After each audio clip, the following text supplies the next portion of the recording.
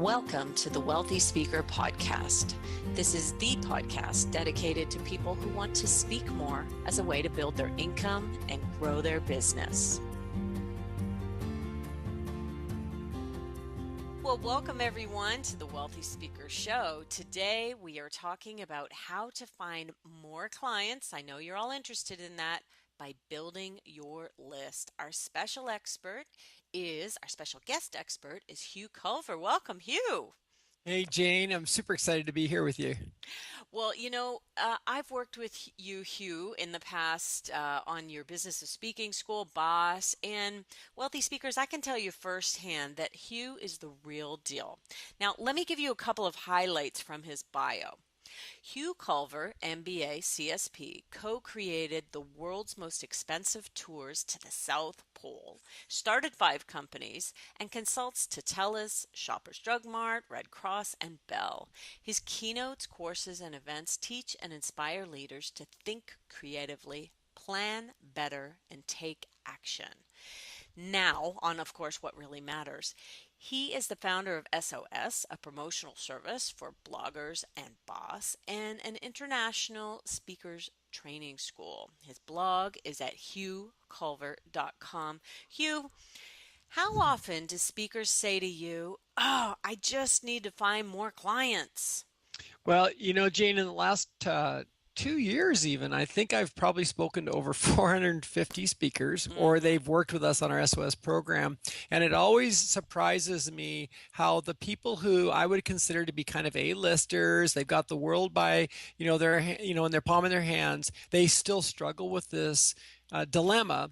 I actually call it the speaker's dilemma, and that is where you're constantly chasing the next event. And, it's really kind of like a carpenter. You get paid for the hours that you work. And what I've really worked hard on in my own business is to try and to build up a list of a group of products so that it's great that I get a speaking engagement, but where really my goal after that speaking engagement is to walk away with a bigger list. And then from that list, I can actually have products that I can sell. And so that long term, I'm continuing to grow my speaking income because I'm actually charging more for every event, but I'm actually growing my income from product sales. And so, yeah, Right. I hear it all the time. And what I also hear second after that usually is, and they have no idea how to do it. Mm, mm-mm. Right. Well, I consider you the king of tactical ideas for speakers. You have a lot of great ideas. So, if we were to map out 3 major things that people can Right. do to build their lists and their following, what would those 3 keys be? And then let's dive into each of those.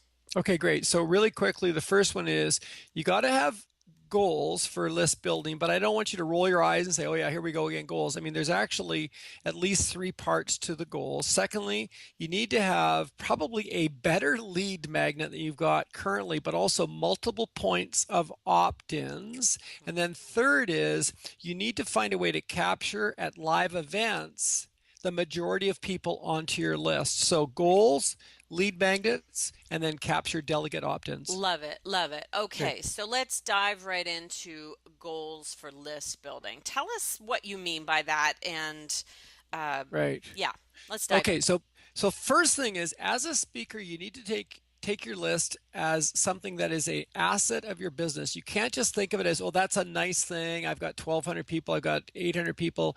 No, actually, list is incredibly valuable. All the surveys that I've looked at have shown that emails are much more profitable than building up a Facebook following or a LinkedIn following. Whether you look at McKinsey and Company or any of the other surveys that are out there, they're going to tell you that people convert better by email. People actually read your email 2 or 3 weeks later, and nobody does that on Facebook or LinkedIn updates or Twitter updates. So take it seriously, and you need to be looking at, first of all, with your goal for your list building is what campaigns are you running this year to draw attention to you. And so a campaign by definition is something that has a beginning, a middle, and an end. Mhm.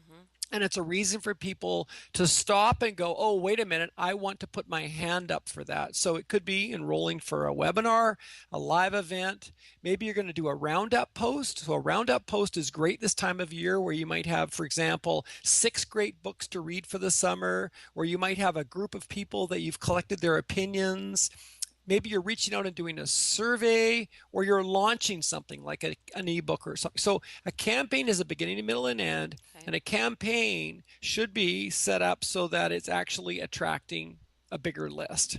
Okay, so Oh, it's great that the yes. campaign maybe drives revenue, but it should always be building a little bigger. Even putting on webinars are great list building tactics, because every time you announce a webinar, you get a chance to share that news and attract new people. So every time I run a webinar, I'm seeing names on there. I've never heard these names before, and it's because it's an opportunity for people to join an event. Okay, so let's just drill it down to somebody with a specific market. Let's say Right. that you want to market to real estate agents. Perfect. You're a sales expert or a networking or marketing expert or whatever it might be, and realtors are your goal. So your goal is to pull these realtors into your fan base, and this is my language, not yours. Tell me if you agree, and keep them there until they buy from you, basically. Yep, You're that's to right. pull you into their database, and then once they're there, you have the ability to talk to them on a regular basis. So you're giving us different ideas in terms of when you're setting out goals for your list. You might say this year I want to build my list from 10,000 to 12,000. Right. Is that a Yep. natural goal to have? Yeah, absolutely. And it's really important that a part of the goal setting, in addition to campaigns, is a real number.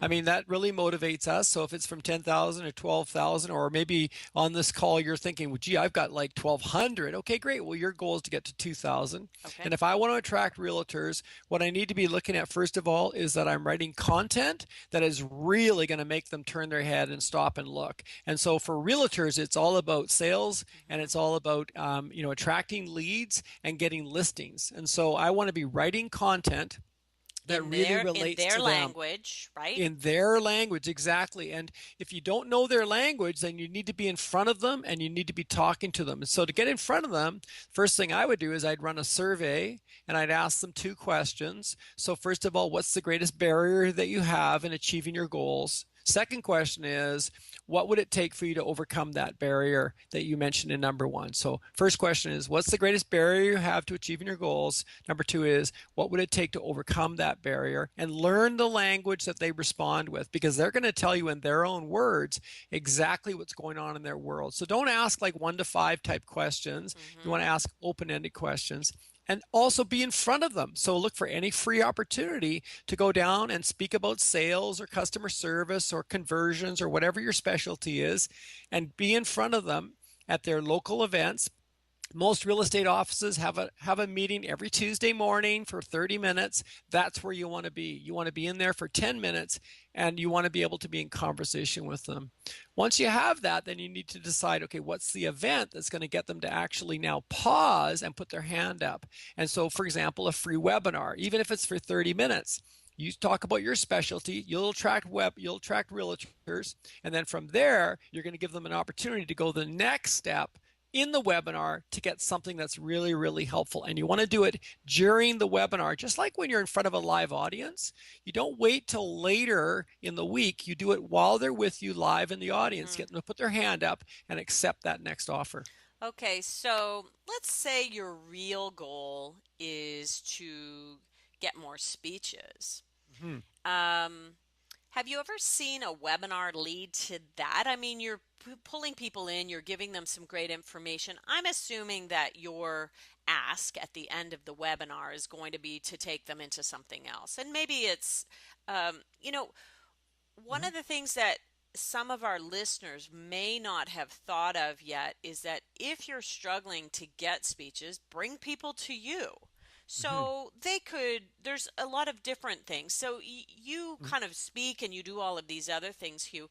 What would Right. some ideas be of what the ask could be at the end of that webinar? Sure. So I still speak 35 times a year. That's Right. my goal every year. And so it's still an important part of my business strategy. And I've Okay. had clients call me even this year and book me at full fee from a webinar. Now, here's what's interesting though. is that the webinar wasn't about booking me as a speaker, but what Right. the webinar does is nurture my list. And so on the webinar, I'm trying to speak only about the kind of topics that my clients are going to be mostly interested in. In my case, it's productivity, time management, being more effective. And Okay. so I know that my potential event planners are interested in that. It's the only thing I speak about. And so on the webinar, I'm nurturing that list. I'm showing my expertise. Here's something interesting, Jane, as well. I also hear is, oh, but what if I give away everything? It doesn't happen that way. What you talk about on a webinar or in your blog is not giving it away. Hmm. That event planner wants to see you live on stage doing your stuff. What you share in a webinar could be your best. In fact, it should be your best content, because that event planner is not thinking, oh, well, gosh, now it's free to everybody. What they're thinking is, no, I've got to get Hugh in my audience on my stage. And so during the webinar, I may have an ask or I may not have an ask. My priority when I'm speaking about my speaking topics Hmm. is to nurture my list and stay top of mind. And Right. so, everybody listening to this, I want you to really get this. Event planners don't need you every day, but when they need you, you need to be top of mind. And this is even true if you're listed with a bureau. They have 200 speakers. When they answer the 200. phone, They've got or 10,000 speakers. or yeah, 10,000, who knows? But when they answer the phone or when they make that call to that client they booked 3 years ago, they're only going with what they can possibly think top of mind, and some people say it's 7 things that we can remember. You need to be top of mind. If they got off a webinar with you on Tuesday and on Thursday they're speaking to that perfect client that you need to connect with, you're going to be top of mind, and that's how webinars work. That's nice. Okay, I really like that. From a there. Would you say that there doesn't necessarily always have to be a big ask then at the end of every webinar? No, in fact, I think there shouldn't be. I Okay. think people fatigue of that. But however, having said that, there's something called content upgrade, Jane, that Hmm. everybody can do, and it's not really an ask. It sounds like this. I always ask 2 questions first of all. Hey, have you enjoyed this? And have you learned a lot? Tell me in the chat box. So in the Okay. webinar, they all start chatting. I say, well, what I've done is I've put together for you a cheat sheet. I've put together for you a copy of these slides in a Okay. PDF. Put together for you a one-page summary. Just Yes. go over here and go and collect it. And so during the webinar, I'll send them over hughculver.com/free or whatever it is, Right. webinar gift, and they collect it. Now, I don't need them to opt in because they already opted in to get on the webinar. Right. What I'm doing though is I'm going one step further and I'm saying, here's something you can have for free. And Giving them so, more. absolutely. And that content upgrade can be done as an opt in. So, I want you to all to be thinking on your blog, you can do this anytime you want.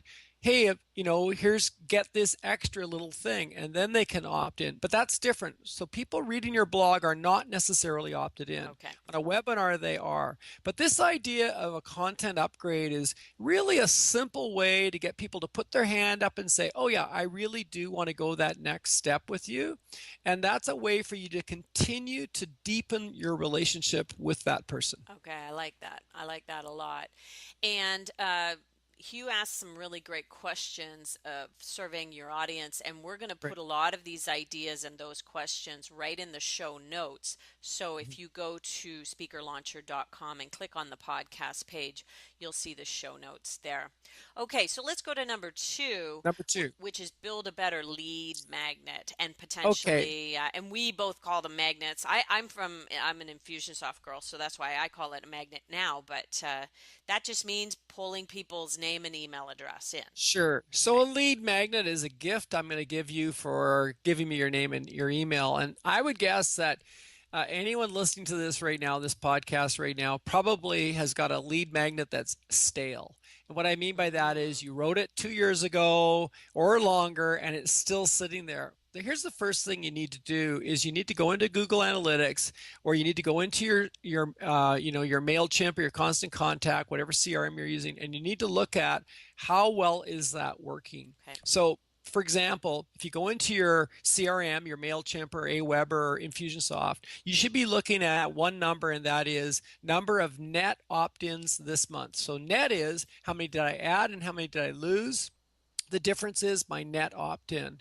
And if you're using Google Analytics, then it's really easy to set up a goal for that opt-in, and that's the number that you should be looking at. Now, the best number is in your CRM, but here's the idea: is if that lead magnet is stale, you're not doing yourself a service by keeping Right. it there. So just go and refresh it. And I would encourage you to look at something that's really easy and quick to consume. So if it's going to be an ebook, just make it 5 pages. If Hmm. it's going to be a checklist, make it 1 page. If it's a list of resources, make it 1 page. Because if they don't consume it, then they're really not becoming more of a fan. All you've done is you've burdened them with one more big piece of work that they've got to do. Right, right. The second thing is once you experiment with that lead magnet, I really encourage everybody, make sure you've got a great looking cover, then go on Fiverr, turn that into a 3D image. The next thing to look at is multiple points of opt-in. So for example, I added an opt-in to my about page because I know, again, by looking at Google Analytics, that's the most popular, second most popular page on my website is my about page. So it People only come makes in, sense. they enter onto your website They through want your to know who about you page, are. right? Which is Yeah, why I go back to an old message of they need to make sure that their promise statement is on every single page because they don't always land on your home page. very good. Right, right. So true. So if I go to a speaker's website, like for sure, I want to go to the about page. Hmm. Well, it only makes sense that at some point down on that about page, you have an offer for them to get something of value. So Good. think about it. So as an event planner, what would be of value? Well, a short summary of what you talk about. So what do you teach? Put it on 1 page. They would probably love to get that. Okay. And so the same thing with all of your pages. So these are again called content upgrades or opt-ins. Hmm. So if you go to my blog, you'll see that most of my blogs have a unique content upgrade in the blog. Why? Well, it's because once a person has gone to my site 3 or 4 times, that lead magnet is kind of disappears. They don't really see it anymore. Right. So I need to invite them to do something that's unique, and that's to look at, okay, I've enjoyed this blog. Now I want to go the next step. So that's number two. Number two is make sure that that lead magnet formula is working for you. And can I just say that how many people's websites say sign up for my newsletter, Hugh? Oh, Can right. can we address Right. that? Oh my gosh. Like, listen, if Jane, if you're not, unless you're running an association, you should never use the word newsletter. To me, a newsletter is synonymous with here's a bunch of work for you to plow through. And so you're much better off to say, for free updates and tips. Let me stay in touch with you Hmm. for announcements, but look for anything other than the word newsletter. Nobody wants to join a list, and most people do not want a newsletter. What they want is they want helpful advice. I think that every web designer decided that that was the language, and so for the past Oh, 5 years, well, that's all we've ever seen. And let's not make anybody wrong for not having it exactly no. right yet, but we do hope that you'll look at doing an upgrade. Okay, number three. Okay, number three is delegate opt-ins. And so when you're with an audience, and I don't care if you're doing a free event for a Chamber of Commerce or a Rotary Club, or you're in front of 1,000 people being paid your full fee on stage, you have a live audience and they love you because you're doing your best stuff. And so the first thing that I do is I make sure that I get permission from the event planner that Hmm. I can invite people to join my list to get my webinar invitations. I don't ask them, can they join my list? Hmm. Because that sounds like I'm just going to solicit them. What I say is, would it be okay if I invite them to join my invitation, to get my invitation for webinars? And they say, of course, that would be great. So the next thing I do is I bring a half sheet of paper. I place them face down in a pile on every table. So it's pretty easy. That morning I look around, oh, it's tables of 8, it's tables of 10. I make a Okay. stack of 8s or 10s face down. And then just before my close, I ask the audience those two questions. Have you enjoyed this? And have you learned a lot? That's called social proof. What I want to do before I make an ask is I want to make sure everybody in the audience is on board. And so there's always going to be 5% at the back of the room with their arms crossed. Hmm. So I want to get them enrolled. So when they hear everybody applauding, they're going to applaud as well. Hmm. And then I say, the good news is that I offer every month a webinar which goes even deeper. And if you'd like to be invited to those free webinars, and I always add, these are great lunch and learn team events. Okay. I say, please reach across the table, pick up the form, and I'm going to give you a moment to add your name and your email and check that box. Now, the reason I'm doing this, Jane, is because obviously this is the perfect time to get enrollment, but also this is my implied consent. Right, So we keep and we date these forms right. because we need to be able to say, yes, people gave us permission to collect their emails. So Now, in Canada, we have a law that says we're not allowed to do it any differently than what Hugh is suggesting. So in the States, that's coming. So I think this is a great idea. So what's your percentage like? How are you doing with how much of the audience will you get? uh, 80%, Yeah, 70, that's like, really good. I don't know of any other kind there's of no other way. verbal opt-in that will get you that No, high a percentage. I'll share right, my way with you as well, but it's yours is the reason I like yours so much is that you're kind of really gaining consent that way. I only speak to right, groups of speakers, so I do a business card draw and I will say to them, what's going to happen to these cards is this, and I share with them my system for sending them over to my assistant. She's going to then scan them on her phone and put them into Infusionsoft, and you're going to get an email from me fairly quickly that says this, and you can opt perfect. out at that point. So I'm getting kind of a consent. If anybody doesn't want to be a part, come and let me know, but you'll still be able to win the prize. So we're doing it Right. differently, and we do get 100% that way. But I like you're kind of teeing it up more for you're going to get to see these webinars, and I Sure. quite like that aspect And, of it and as also, well. I think all these methods work as long as you do something. So I speak Yes. primarily to association audiences. Hmm. And so what I'm thinking is that in the audience, there are people that represent literally hundreds of Companies. companies. Yep. So what I want is I want to be in front of those companies if they're a good fit. So the next part of my form says check this box, or it says, I think the actual wording is, I like what I saw. I would like to bring Hugh to my next event. Check Right. this box. Now, what I don't say anything about that checkbox. It's just literally right there. And Hmm. so we will typically get anywhere from 5 to 10 people checking that box. And if I'm being represented by a bureau, well, now they love me because the next day they get 10 leads. Right. The third part of the form is for my online course called Time Freedom Formula. And this is when I invite them to buy the Time Freedom Formula course. So I have really three asks Okay. that are on the form. And so depending on the audience, I will do the first and the third, so the webinar invitation and the digital product. Right. In some rare exceptions, they don't want me to sell anything, so I simply invite them to the webinar. Right. But regardless, it's a really super simple way for me to complete that one piece of work and then get back to my close. Right. And whenever you're doing an ask, I think that's exactly where you should do it is right before you close. Three-quarters of the way into the program, they are going to love you. A lot of people say, "Oh, I just feel so uncomfortable doing this." But when it becomes kind of in your bones, it becomes less of a big deal for you, don't you think, Hugh? Well, I think this is such a good point, Jane, because I think I still have that same hesitation. Oh, it's coming up. And, people have told me over and over again, if you don't do it, you're sort of ripping them off. And I think there's some truth to that, which is, look, here they are.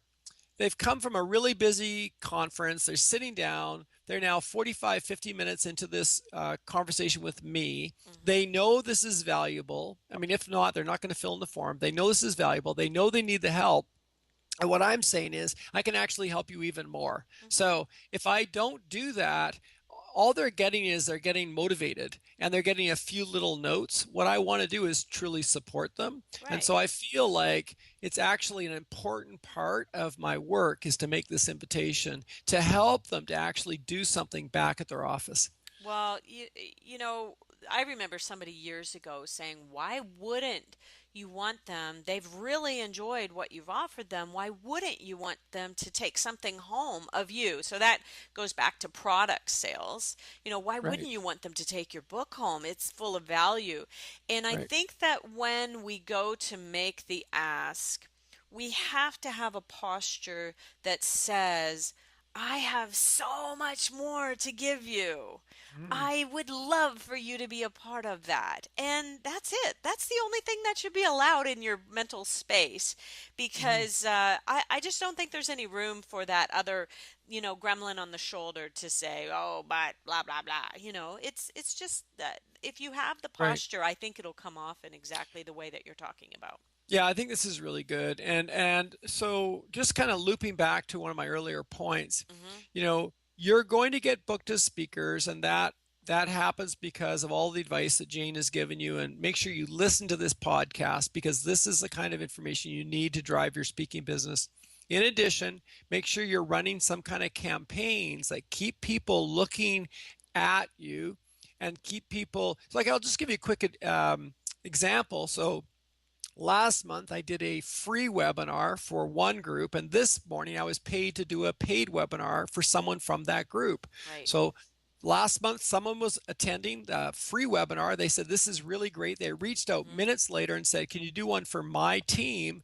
And I did Nice. it this morning for their team. And so Great. that's the way it works when you're doing campaigns. And so you know, again, the speaker's dilemma is I keep chasing, chasing, chasing, but a really smart person building a business of speaking, they're going to say, well, that's great that the phone rings and that I have the leads to follow up on. But in addition, I have a calendar that is going to keep me busy because it's got campaigns built in about every 45 days. I've got a reason for people to look at me and for me to also practice my craft, Hmm. whether that's delivering a webinar or writing up some great invitations or leading a live event. So all of that together is what to me makes for a really successful business of speaking. Robust. Can I Right. ask you a little side note? I think people are probably very curious on how to price those webinars that you would do in lieu of you going out and speak live. So let's say your keynote fee is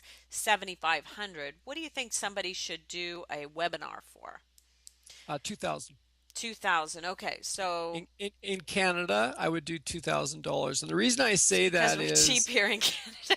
well, we are. And maybe a person can get away with three or four or five. I know some colleagues that would do it for double that price for sure. That's great. Hmm. But I just say off the cuff $2,000 because if you're a $7,500 speaker, that's going to be about, a third of your fee, more or less. And I think that Hmm. given the fact that you have no travel, you have extremely very, very little time commitment. You're going to do a little bit of prep. I would do that. And then I charge a surcharge if I have to customize it largely. Like if I have to do a lot of changes, I charge a surcharge. If Okay. I'm just changing the cover slide, then I don't charge anything. But I think that that's a reasonable amount. And this year alone, by the way, we have seen way more of these paid webinars than I've ever seen before. I probably Good. have 7 clients now that have everything from insurance companies to credit unions to private firms that have hired me because it's such a cost effective way to train their team. See, and I think that I like your approach, Hugh, because, okay, it is your content. I do get that some people think, oh my Right. gosh, I couldn't reduce it to a third of what I'd normally get. But just imagine if you sell that and offer it up to people, you can fill in a lot of holes on your calendar Well, and you're still making money. And honestly, I think if people price their webinars too high, they won't get the business. The deal will fall through. And sure. so I think that there's a certain level of value in clients' eyes. And if you can get five for a webinar, great, more power to Great. you. We are definitely on board with that, right, Hugh? Yeah. Yeah. And for example, this year I've had, for example, so here's a classic. So 2 years ago, the client brought me in for an all staff event. They paid me my fee. I did a keynote and a Hmm. workshop. This year, instead, they hired me to take my keynote and break it into 3 parts, Ooh, and I did one webinar every month for 3 months. okay. And so I got paid, basically at the end of it, Jane, I was paid the same amount probably as my keynote. Hmm. Another client, they hired me for a keynote last year, and this year they've asked me to designed my webinar so it's a part of their leadership orientation program. And so now I'm delivering it about every 2 months. So every 2 months, they're bringing me in. And so, in other words, people are now taking the content they saw me do live and they're saying, Mm-hmm. can we bring this on board so it's really a part of our staff orientation or upgrading our existing management? And so, if I was charging a lot more for my webinars, I probably would not be getting these opportunities. And so for me, it's wonderful, as you said, Jane, to have these little pockets on my calendar Mm-hmm. that produce revenue, get me to allow me to practice my craft, and extremely convenient for both of us. I love it. Yeah. And if people are really hesitant to do webinars, by the way, I would say have a sidekick. You really want to have somebody else who's kind of responsible for the things. I've said to some of the people on my team, I can't do the things where, like a periscope or something like that, there's all kinds of stuff shooting at you while you're trying to maintain a thought. And for me, it's hard enough to keep a thought from beginning to end that I don't need a lot of things distracting me. So, somebody will be feeding me the comments, for Right. instance, coming in. And I haven't done nearly as many webinars as you have, Hugh, but I think once you get into it and get over that initial of doing a webinar, Right. it becomes a little bit easier to do. And, we do have technical issues every once in a while, and you just got to roll with them, right? It's Right. not the end of Oh, the world. absolutely. Oh, we've had broken recordings. We've had lost phone calls. This morning, I only had 5 people on this webinar. It was a paid webinar, so I didn't. I only charge by the amount, so I don't care how many people are on the webinar. I only Right. had 5, Jane, but 2 of them were like texting me constantly through the webinar, and I was like, Uh, I was really losing my train of thought. So I totally agree with you. So yes. for my bigger webinars, we'll have 300 or 400 people on, and then I'll have Sarah in my office, and she'll actually watch the chat line. And because if Yes. I do that, it really interrupts my thinking, and It's people really can tell. hard. Yes, It's really it's hard. really hard. So, and what you might say is, I'm so happy that you're engaging with me on this webinar. I'm going to pause for a second at such and such a time so that you can ask questions. Right. And that way, I'm not, being distracted by what's going on the Yeah. screen. But I love having a sidekick. That's a really Yeah. cool thing. And Sarah in your office is absolutely brilliant at that. Okay, we have talked about three key ideas. Number one, have a very clear goal for your list building. Who is it you want to build, of course, into your world? And I really think drilling it down to an industry is very, very helpful. Yeah. Number two, build a better lead magnet and have multiple magnets, and that's ways of capturing names and information. That's a great way to build your list. And number three, capture the names and emails at live events. I just think it is so important for when you're doing your broadcasts to be planting the seeds every once in a while that, hey, my new speech is something that people are really talking about, as a PS, even. There's Mhm. so much that people can do in those broadcasts to be staying top of mind. Put out great content, stay top of mind. What else do people need to think about? No, I think that's really smart. The other thing I would really get people to have a look at is anybody listening to this should be looking at your sequence that follows when they opt in. Mm-hmm. So once they've joined your list, don't drop them. It's kind of Mm-hmm. like, hey, welcome to the health club. Good luck. It's you need to then have a sequence, and it could be as simple as 3 emails. Sure. So just as a quick example, right 2 blocks from my office, Jane, is our new paddling center where I compete as a racer. We race all sorts of different like stand-up paddling and Wow. outriggers. And so I've been helping them out because I'm on the board of directors. And one of the things I helped them out with was, well, when you guys do an open house, so everybody listening to this, think about this. An open house is synonymous with I do a live event or I have a webinar. They did nothing afterwards. So Mm-hmm. huge effort, media, signage. They have 110 people go through Drop the the gates, ball. all the volunteers. So we went over there, and 2 weeks ago, I got them to go to their MailChimp and upgrade it so you can now send out emails on a sequence. Mm-hmm. And so it's very inexpensive. I think it's cost them $15 a month. And then we wrote an email that said the neck came out the very next day. Thanks so much for visiting the paddling center. Mm-hmm. Here's a reminder of all the things we have to offer, and here's how you can enroll. Then 7 days later, if we had not enrolled them, they got another email. That was slightly different. Then in 14 days, if they had not enrolled, they got another email. And so these email sequences make all the difference because Right. people are so distracted, of course. They have lots of other things they can be paying attention to. Their Facebook is popping up constantly. They're Mm-hmm. getting text. So once they put their hand up and they say, I'm actually interested in hearing more from you, you Mm-hmm. need to immediately help them to Engage know them. how to go the next step. Very So nice. Very email nice. sequence. I think that's fantastic, Hugh. You've given us a lot of great ideas today. If you were to circle back to the very, very beginning of your own speaking career, what is that one thing that you wish you would have known to do sooner? I think use skin cream. Like I think oh sorry, seriously? Um here here's it's going to sound simplistic, but I would say products.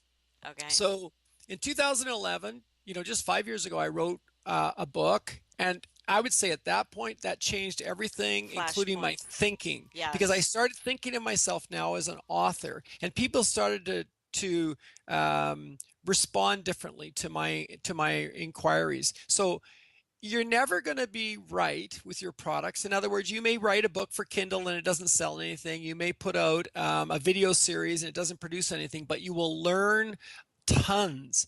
And so I would encourage everybody listening to get into building products. And so right now, the kind of products that are working really well are very simple 3 video series. So Hmm. 20 minutes each. Really good books on Kindle that are probably less than 10,000 words that have a great cover image. Hmm. Help self-help guides. But so get into products that are really working well, experiment with them, learn how to produce those products. Even if you hate technology, you can produce things so easily nowadays with getting some help, as Jane mentioned, or just getting some really simple software like ScreenFlow or Camtasia, very, very easy software, and learn how to create products, but also learn how to sell a product. So just by simply saying, did you enjoy this? Have you learned a lot? Oh, well, maybe you'd like this. And once you start to learn how that can help you, then I want you to start thinking about products becoming a part of your business, because it's so tempting to go out there and get the big money to be on stage, or the big money for consulting, or the big money for coaching. But at the end of the day, that's not really a business. That's you basically renting yourself out by the hour. In my opinion, a real business is where money comes in when I'm actually staying home. So Right. I would encourage you to get into products now and just start experimenting. That is just great advice to end on. Hugh, I know you have lots to offer for people. Is there one thing that you'd like to, how could people get involved with you if they wanted to? What should they do? Sure. Thanks, Jane. So, first of all, just go to my website, hughculver.com. There's lots of, under resources, lots of free videos, which give you a chance to look at sort of the weird way that I think. Um, and yeah, and just enjoy the blog. You'll find lots of ways you can just steal ideas off of the blog. Like we do lots of things like cross-linking and content upgrades and the use of images. And Right. and then if you've got questions, please reach out to me. I really like to help speakers to grow their speaking business. And so just reach out and ask questions, and you'll find the contact form on our site. Fantastic. Hugh Culver, thank you so much. And thank you, everyone, for listening to the Wealthy Speakers Show. We look forward to seeing you soon, Wealthy Speakers. Bye for now. Thanks for listening to the Wealthy Speakers Show. Please visit speakerlauncher.com for your free Wealthy Speaker audit, and visit speakerlauncher.com/podcast for show notes and many more resources to help you catapult your speaking business. See you soon, Wealthy Speakers.